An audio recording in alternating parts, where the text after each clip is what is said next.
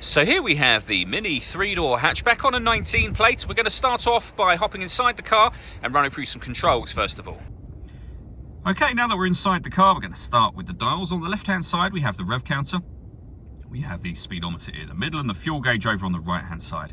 Also in the middle, you can see the total miles of this car. They are 10,663.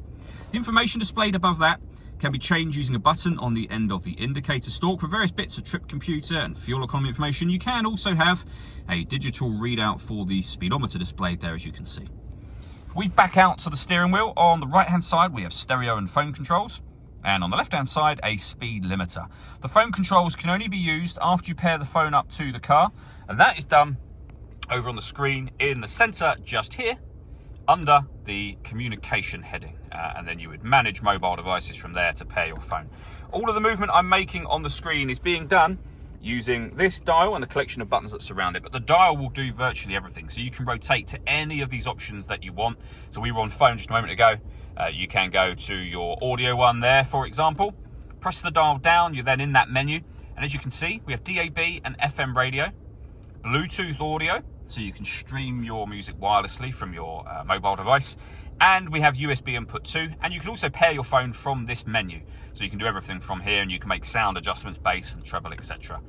From in there as well. And then we have various menus for car information, and back around to the beginning again. Main volume for the stereo is just there.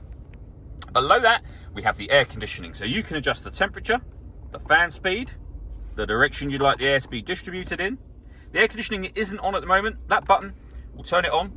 Same button to turn it off. You can recirculate the air that's in the car. That's a great way of heating it up or cooling it down quickly, depending on the temperature you've set just here. And then we have our heated rear screen as well. Beneath that, we have traction control you can turn off. This button starts and stops the engine for the car, so when you want to get in the car and go somewhere, or when you want to leave the car. And this one turns off the stop and start, so completely different to this. This is designed to have the engine cut out when the car is stationary in traffic, which in turn will save you fuel.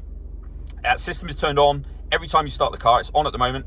It's off when that orange light shows. We then have a 12-volt charging socket, the USB input for your music, and a 6-speed manual gearbox as well.